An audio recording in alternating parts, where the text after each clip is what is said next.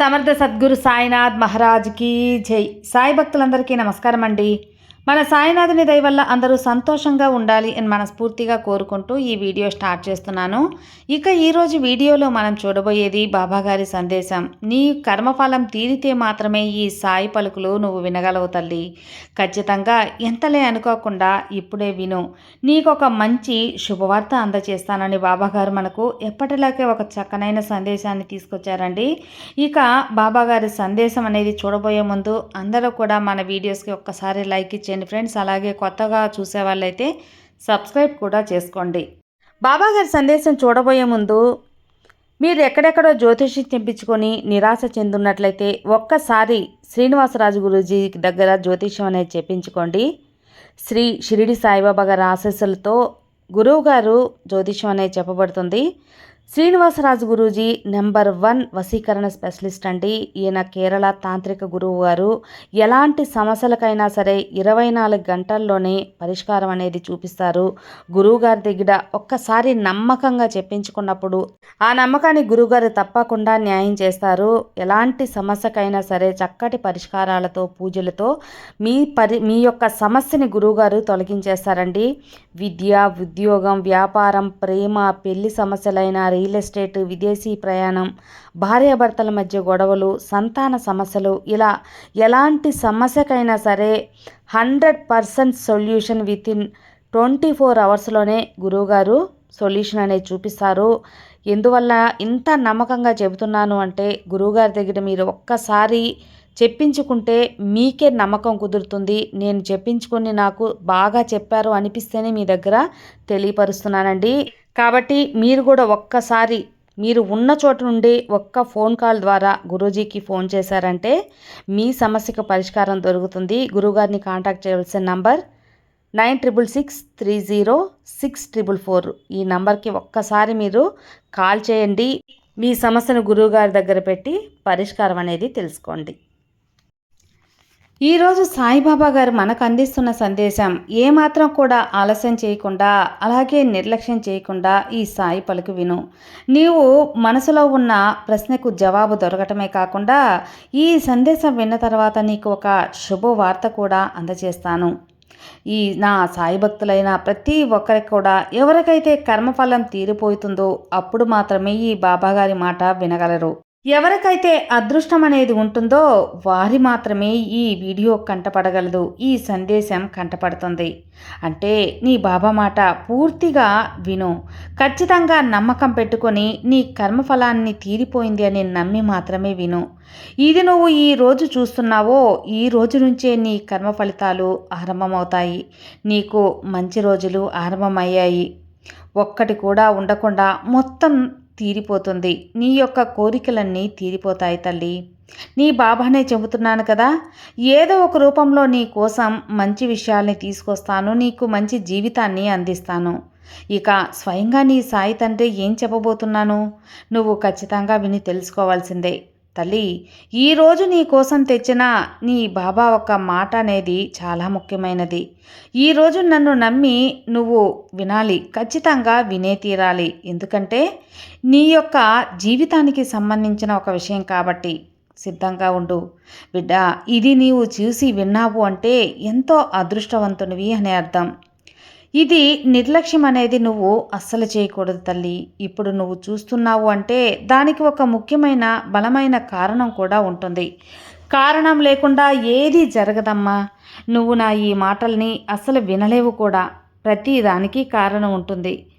ఎవరికి ఎప్పుడు ఏది చేరాలో ఖచ్చితంగా అది వారికి చేరేలా నీ సాయి తండ్రి చేస్తాను కదా, అది నా బాధ్యత కూడా.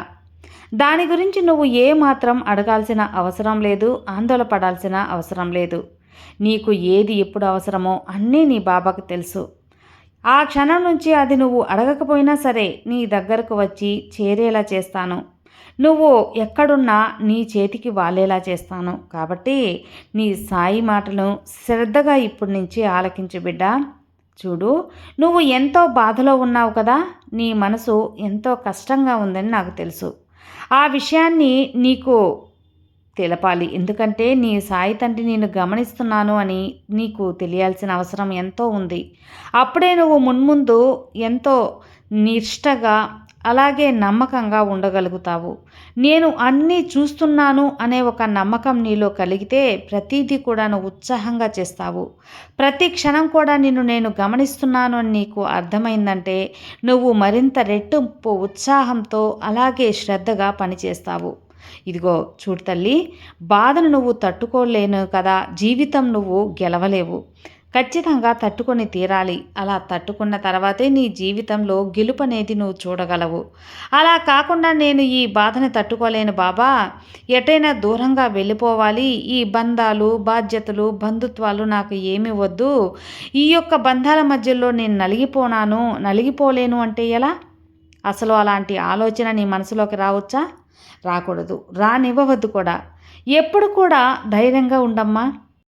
నువ్వు ఈ సాయి బిడ్డవు కదా, ఈ సాయి బిడ్డ ఎలాంటి ప్రమాదం అనేది వచ్చినా కూడా ఎదుర్కోవాలి. అసలు ప్రమాదమే రాదు కూడా. నువ్వు అనుకున్నట్టు కానీ నీ జీవితంలో ఏది కూడా వ్యతిరేకంగా అస్సలు జరగదు, అసలు రాదు కూడా. ఇప్పుడున్న కష్టాలు జీవితాంతం నీతోనే ఉంటాయి అని ఎందుకు నువ్వు అనుకుంటున్నావు చెప్పు?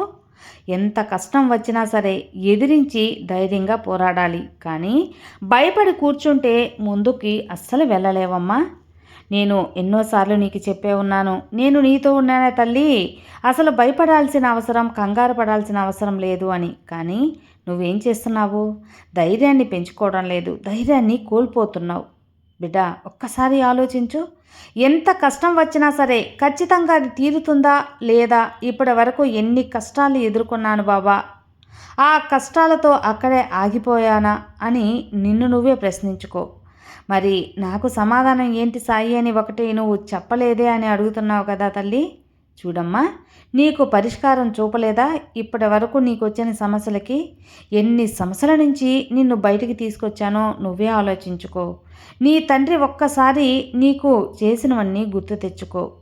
అలానే ఈ కష్టం కూడా నువ్వు దాటేస్తావమ్మా. నేను దాటిస్తాను కూడా.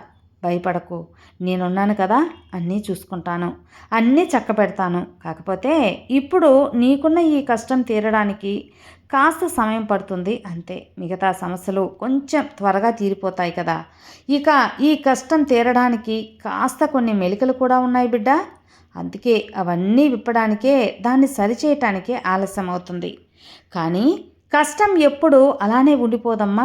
అతి త్వరలోనే అది నీ నుంచి శాశ్వతంగా దూరం అయిపోతుంది. భయపడవద్దు. ప్రతి ఒక్క సమస్యకు పరిష్కారం ఉంటుంది. నీకొచ్చిన సమస్య తీవ్రతను బట్టి ఆ యొక్క కాలం అనేది ఏర్పడుతుంది. అంత మాత్రానికి నువ్వు బాధపడుతూ కూర్చుంటే ఎలా చెప్పు? భయపడి డీలా పడిపోతే ఎలా చెప్పు? ఒకప్పుడు నువ్వే నా దగ్గరకు వచ్చి బాబా నాకు తోడుగా అందరూ కావాలి అని అడిగావు. మరి ఇప్పుడు అసలు నాకేమీ వద్దు బాబా, నాకు ఏ బంధాలు వద్దు అని నిరుత్సాహంగా మాట్లాడుతున్నావు. అలా నిరుత్సాహంగా మాట్లాడితే ఎలా తల్లి చెప్పు? అలా మాట్లాడవద్దు. నీ నిరుత్సాహం అనేది నీ ఎదుగుదలను అక్కడే ఆపేస్తుందని గుర్తుంచుకో. కాబట్టి నిశ్చింతగా ముందుకెళ్ళు. నువ్వు చేయాల్సిన పనులు, నువ్వు సాధించాల్సిన లక్ష్యం ఖచ్చితంగా నీ ముందుంటుంది. జీవితం అద్భుతమైన ఒక మంచి బొమ్మ లాంటిది. ఆ బొమ్మని భద్రంగా నువ్వు భద్రపరచుకోవాలి. అనేక పరిచయాలు జీవితం నీకు కల్పిస్తుంది.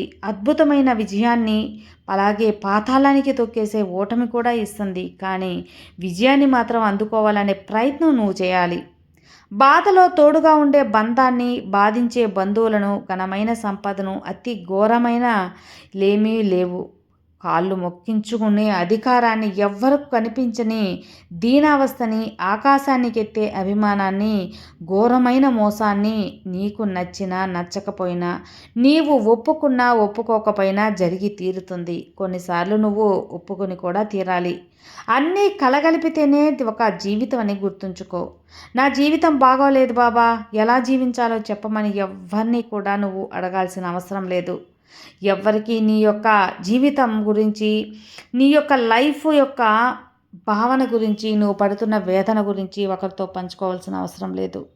ఎలా జీవించాలో ఒకరు ఇంకొకరిని అడగకూడదు.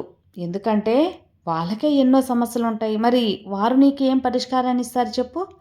జీవితాన్ని చూసి అలాగే కొందరు నవ్వేవారు ఉంటారు, కొందరు బాధపడేవారు ఉంటారు, కొందరు జాలిపడేవారు ఉంటారు. ఎవరు ఎలాంటి వారో తెలుసుకోకుండా నీ యొక్క లైఫ్‌లో ఉన్న బాధల్ని వారితో చెప్పుకుంటే వారు ఎలా తీరుస్తారు? తీర్చగలరా? లేదా? ఇవి ఆలోచించాలమ్మా. ఏదైనా సరే ఒక విషయంలో నువ్వు ఓడిపోయినా, జరగలేదన్నా బాధపడవద్దు. ఒక చెట్టు గాలి వానకి వేర్లతో సహా పీకిలాడి కింద పడిపోతే దాని పని అయిపోయింది అని అనుకోవద్దు. ఆ ఉన్న కొద్దిపాటి వేర్లని మళ్ళీ భూమిలోకి పాతుకుపోయే సత్తా దానికి ఉంటుంది. అలాగే పడిన ఆ యొక్క కొమ్మలు నీళ్ళలో పాతుకొని మరలా వేర్లు పుట్టి ఆ కొత్త చెట్టుకి జీవం వచ్చే ఒక శక్తి ఆ చెట్టుకుంటుంది.